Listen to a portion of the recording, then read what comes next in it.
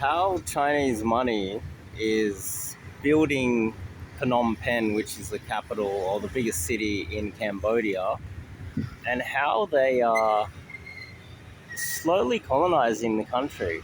As you can see, this is a new apartment block that's being built right next to this one. This one is almost finished, it's still being built, and behind it is another one. Now, if you look a little bit further afield, all of these apartments are all Chinese as well. There's very little actual Cambodians living in any of these apartments. If you go into this little mall, everybody's Chinese. Cambodians can't afford to live here or shop here. And if everything in here is at minimum 500% more expensive than everywhere else, you just wouldn't shop here anyway. I wouldn't shop here. I've been in there many times. I just look at the prices. I'm like, are you kidding me? And I think they do it deliberately. So all of this and everybody living in all of these apartments, I've inspected these apartments, by the way. There's another one behind it. So you can see this big crane here. I know it's nighttime, but you see there's a crane and they're building another building right there. Now you can see the depth of it. I've inspected that apartment as well. There's no Cambodians in that apartment either. It's all Chinese, 100% Chinese. And so the Cambodians, they're taking Chinese money and they're going on massive infrastructure build all across the city. I estimate, now you get a better picture of what we're dealing with. This new apartment that's going up here is going to be just as tall as the others.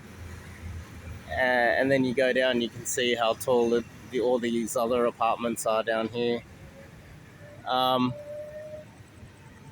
So what's basically happening is they're all being built with Chinese money and Chinese are moving here. No Cambodians are living in any of these new apartments. So the Cambodians are being priced out of the market. And simultaneously, a lot of the foreign direct investment into Cambodia from the Chinese is designed to stagnate the birth rate of the local Cambodians and make sure that the local Cambodian people don't have enough babies, basically. I went out with some of the Chinese and they made it very clear that they would never date or definitely not marry or have children with a local Cambodian. They see the local Cambodians as inferior. And in many respects, because of the way the local Cambodians are, they're just unaware of what's going on around them. See this building going up here? The building behind it there, that's a beautiful building. It's brand new. And behind that as well, there's 2 or 3 there. There's no local Cambodians in any of these apartments, by the way. All Chinese. Same as this big one here. Looks like it's got a Christmas tree at the top. It's not, but I guess they put a star at the top to make it look like that.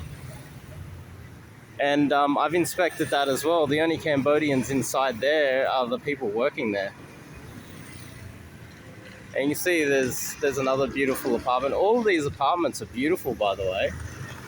Inside they have, rooftop pools, infinity pools, multiple gyms inside.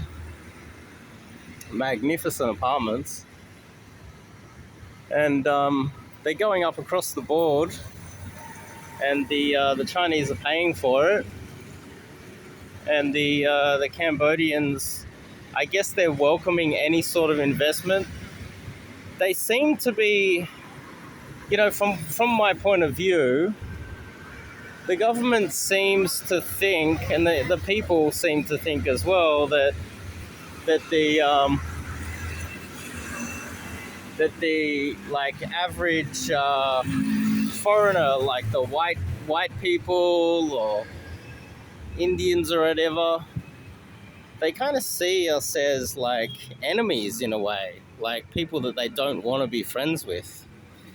And it's not them that's doing it. It's like propaganda by the government. Just anti-white people propaganda. There's crime gangs set up to attack foreigners and steal their money, steal their mobile phones, make their lives miserable so that they don't come back. You can see, like, some of these buildings, it's hard to see, but they're beautiful. Um, all these apartments are magnificent, brand new, they're going up. Nice, beautiful pools, beautiful gyms. And it's funny because right out the front there'll be literally like homeless Cambodians sleeping on the street or living in little alleyways like this, while the average while the Chinese that are moving here are building their own homes and moving in and kind of taking over. So like on the ground here, from my point of view, the Chinese are colonizing Cambodia in an extremely aggressive way. This is aggressive, serious, and it's when they take an apartment like that, there's no Cambodians in there, which I've said a million times already. There's no, they're building infrastructure for themselves to cut out the local population. You see? So like when a Westerner, like when a Westerner or America will build something in Cambodia, what they'll do is they'll build it so that the local Cambodians can benefit from it. Like they'll build malls and they'll build things that the locals can use. But the Chinese, everything that they build is just there so that to benefit the colonization of Cambodia. This is just my point of view, but you guys know how I think, and you can take Dave out of Australia, but you can't take the geopolitics out of me. No matter where I go, I'm always looking at this. And part of the strategy too is setting up Chinese businesses like this that are clearly shiny and sparkly and nice, but no Cambodian can afford to actually use it, purchase the service, or purchase the goods or the services. That's just how it is. They deliberately do that to cut the locals out. So they're setting up their own little economy within the Cambodian economy, you see? So, as you can see there might be some Cambodian girls working there, but they're basically just doing slave labor, getting paid nothing, $1 an hour or something. Beautiful apartments everywhere, going up everywhere, and then the Cambodians live here, cut out until a Chinese developer wants to come in here and take it. And well, a country like Cambodia, they're not really making friends with Australians or Americans. They're not really inviting us in. They're treating us like enemies.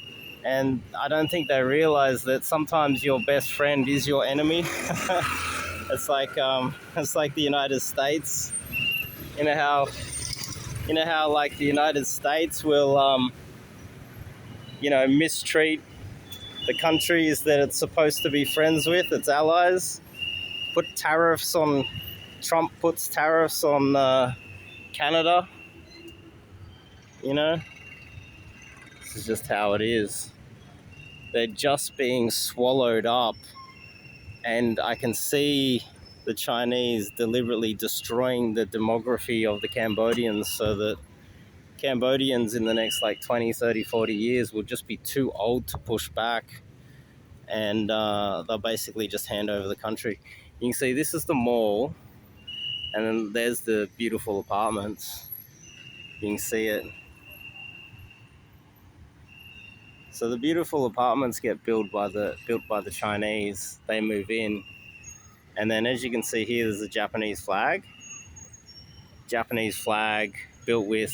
They'll build these big malls, and a lot of the funding will come from countries like Australia, the United States, and we'll build these malls that kind of bring the community together, and then you'll see like these big apartments being built by the Chinese where only the Chinese can afford to live there. It's by far a better business model, and that's partially why we're losing geopolitically. Is because we're not thinking about ourselves, and it's hard to think about just the American empire or Australians when you've got too many immigrants that don't care about it.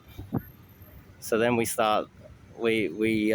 build these malls, and we pay, we give charity, and we come here to try and look out for the human rights of the Cambodians when really they don't give a fuck about us at all. I've seen so many. I saw today some US charity spending a lot of money to help the Cambodian people, but the Cambodian people only respect the Chinese, and the Chinese are here colonizing the country. And then on the side, they basically take the freebies from the Americans and spit in their face. But anyway, this is how I'm seeing Cambodia being colonized.